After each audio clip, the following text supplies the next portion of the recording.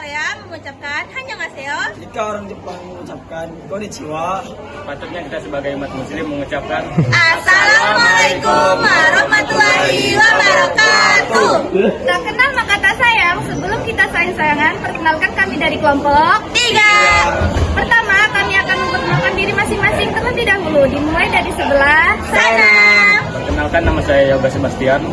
Perkenalkan nama saya Menteri Pancaputra. Perkenalkan nama saya Serina. Perkenalkan nama saya Naila.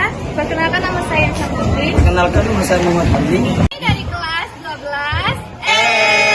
Karena kami dari kelompok 3, maka kami menerangkan materi bagian C, yaitu bangunan berkelanjutan. Pembangunan berkelanjutan itu apa sih?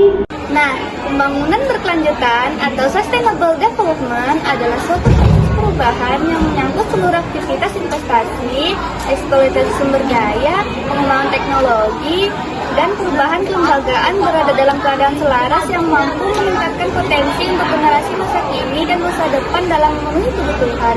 Jadi intinya, pembangunan berkelanjutan itu tentang membangun tanpa merusak masa depan. Wah, keren kan? Tapi kalian tahu nggak sih dari mana ide ini muncul? Nah, pembangunan berkelanjutan berangkat dari dasar mengenai keberlanjutan dalam pengolahan hutan yang dikembangkan di Eropa sepanjang abad ke-17 dan 18. Pengolahan hutan yang berakibat pada eksploitasi berlebihan menyebabkan menipisnya sumber daya kayu di luar Inggris. Jadi, gara-gara hutan tersebut terus-menerus kayu jadi langka dan manusia malah mikir, wah kita nggak bisa kayak gini terus nih. Dari situlah ide keren muncul pembangunan yang tetap menjaga keseimbangan alam. Kalau begitu tujuannya apa ya?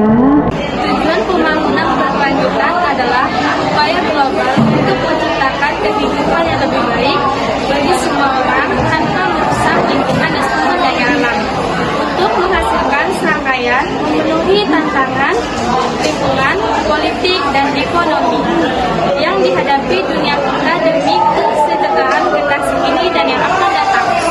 Jadi, tujuannya jelas, bikin semua orang hidup sejahtera, tapi bumi tetap aman bagi generasi selanjutnya. Terus dampak kedepannya gimana? Kalau dijalankan dengan benar, dampaknya keren banget loh.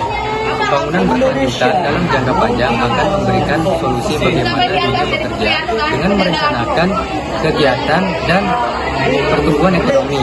Ada 3 hal yang menjadi prioritas utama, yaitu planet di urutan pertama, manusia di urutan kedua, dan solusi di urutan ketiga. Pembangunan berkelanjutan yang dilakukan dengan benar akan menciptakan ketahanan lingkungan.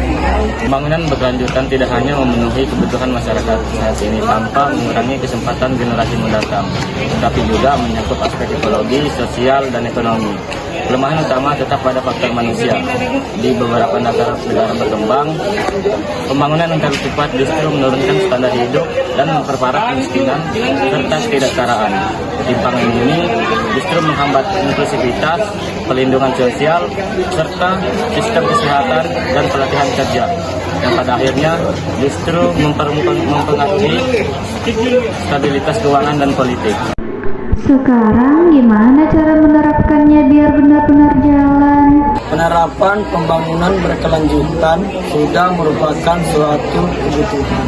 Agenda 2030 untuk pembangunan berkelanjutan telah mengubah paradigma pembangunan wajib yang hingga saat ini.